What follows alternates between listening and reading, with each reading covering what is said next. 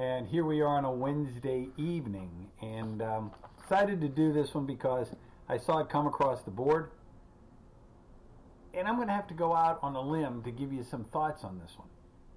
New study finds childhood abuse linked to higher risk of high cholesterol as an adult.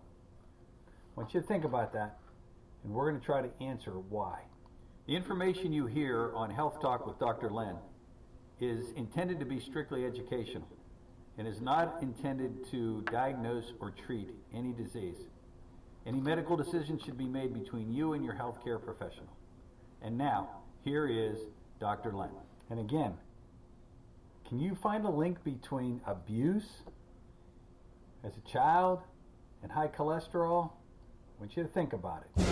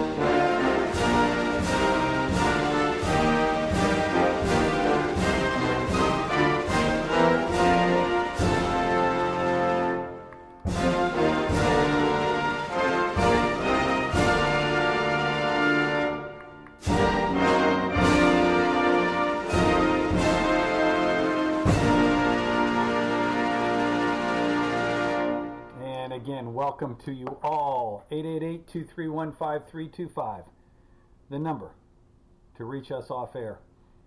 A new study found risk factors for heart disease and stroke were higher among adults who said they experienced childhood abuse. And it varied by race and gender. I don't think that's anything new. You put a stress on somebody, I don't care at what age, the effect will last longer.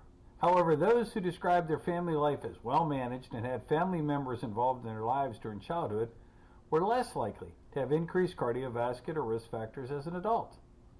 Again, no big news. According to new research published today in the Journal of the American Heart Association, it says, although cardiovascular disease, which includes heart disease and stroke, is more common among older people, the risks often begin much earlier in life. Previous research confirms physical and psychological abuse and other adverse experiences in childhood increase the risk of developing obesity. Yeah, we're going to eat our way into being calm. Type 2 diabetes, because of the obesity, high blood pressure, and higher cholesterol. This is the one I want to comment on. And again, the higher cholesterol increases the risk for cardiovascular disease. Conversely, healthy childhood experiences, nurturing, loving relationships in a well-managed household, including having family members who are involved and engaged in the child's life, may increase the likelihood of heart-healthy behaviors that may decrease cardiovascular disease risks. In this study, researchers explored whether nurturing relationships in well-managed households may offset the likelihood of higher cardiovascular risk factors. Interesting. Interesting.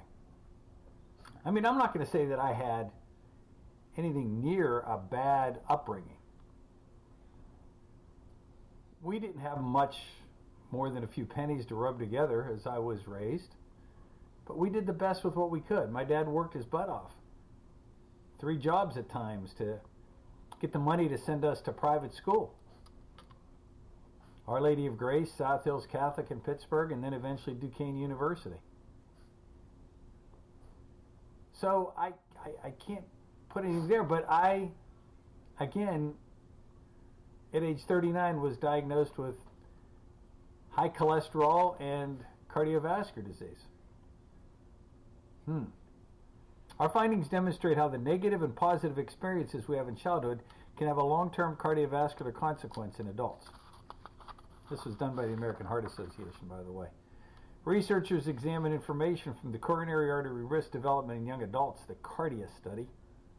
It's an ongoing long-term study among 5,115 black and white adults enrolled from 85 and 86 to 215 and 216. Study enrollment occurred in 4 U.S. cities: Birmingham, Alabama, Chicago, God help us, Minneapolis, and Oakland, California. Whew. More than half the study participants were women. Nearly half were black adults. At the start of the study, participants were 25 years old on average. At age 33 to 45, participants completed a survey of questions to assess areas in their family life during childhood. For this analysis, 3 areas were examined: abuse, nurturing, or household organization. Participants were categorized based on the responses to the survey question. Roughly 30% of the participants reported experience occasional or frequent abuse. 20% reported they experienced abuse some or little of the time. About half reported no childhood abuse. Among the adults who reported experiencing abuse, the risk of type 2 diabetes and high cholesterol, but not obesity and high blood pressure, was higher.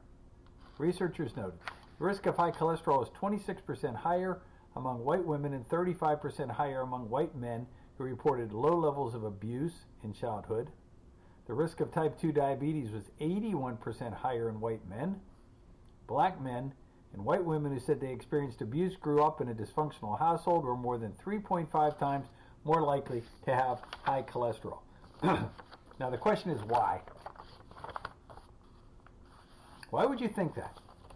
Because if you think how God created our bodies, and you can think, excuse my French here, why medicine has bastardized cholesterol for the last 30 years. Evil. But cholesterol is the precursor to all of the hormones in our body. Our sex hormones, our neurotransmitters, the hormones of control, etc., etc. Without cholesterol, we don't live. So would it not make sense that if some child is put under a highly abusive situation, that emphasis point to try to help control that, and the beauty of the body that God created, would start making higher levels of cholesterol at that point? Makes sense, doesn't it? So instead of doctors continually looking at cholesterol as a bad boy, would it not make more sense to control it the right way?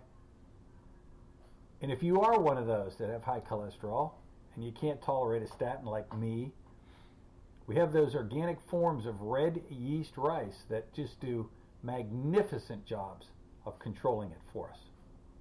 Bringing your cholesterol to those norm levels. If you need any more information on this or anything else, give us a call. 888-231-5325. 888-231-5325. God bless you, folks, and we'll see you back here tomorrow. Take care.